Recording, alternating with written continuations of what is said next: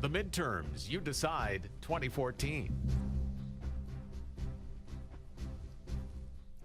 Votes are coming in. You're talking. We're listening. Welcome back, everybody. Ed Berliner along with J.D. Hayworth. You Decide 2014 continues here on the Newsmax Network.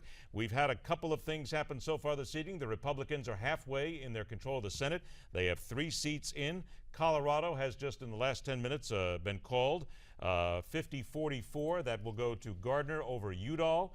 And then, of course, there's a whole lot of other great races going on, including what's happening in North Carolina. And in North Carolina, more than a casual interest, since I'm a native North Carolinian, why don't we call on our friend Republican strategist Ford O'Connell, who is standing by in Washington, D.C. Ford, we heard from Dick Morris that things are trending for Thom Tillis. Can Tillis now jump into the lead there in the Tar Heel State?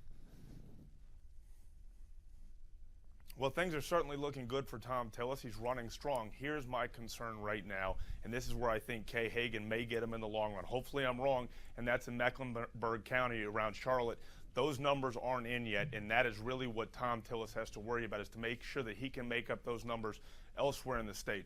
Well, you know, it's interesting you mentioned Mecklenburg County and what has been going on. Of course, we also heard that President Obama, very late in the campaign, literally the 11th hour yesterday, cut a spot for Kay Hagan. When you take a look at early voting among African Americans, where, interestingly enough, there was a claim of people being disenfranchised, the early voting is substantially ahead of previous levels in the Tar Heel State for African Americans. And the former mayor of Charlotte, indicted and convicted, violated the terms of his probation and voted for Kay Hagan, presumably today. He may go to the slammer earlier, but given that African American vote, it could keep Kay Hagan in the Senate.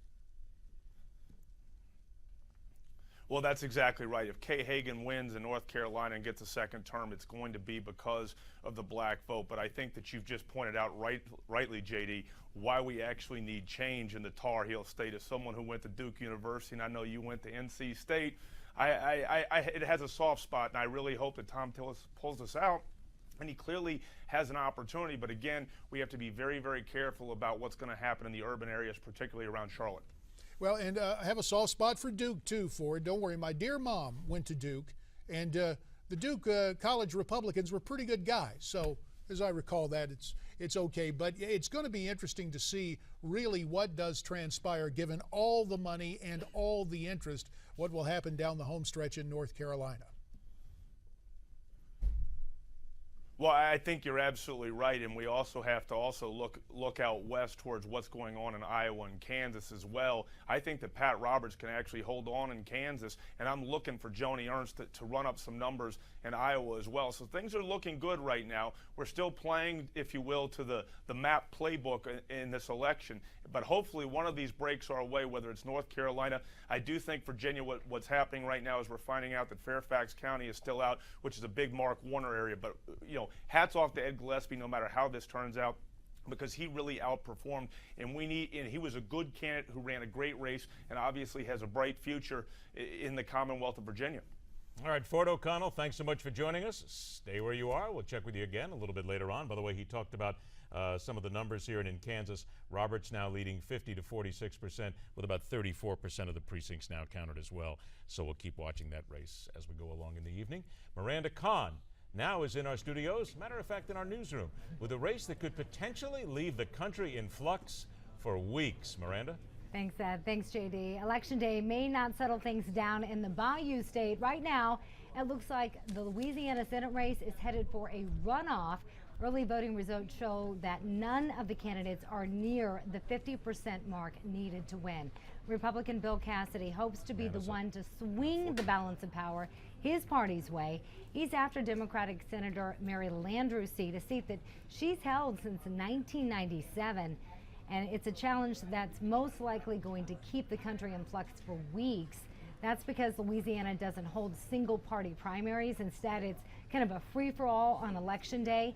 There are 9 candidates for the Senate on Louisiana's ballot, and as we mentioned, if one doesn't take more than 50% of the vote, the race goes to a runoff, which wouldn't be held until next month. Now, most of the candidates aren't a factor, but Republican Rob Maness is.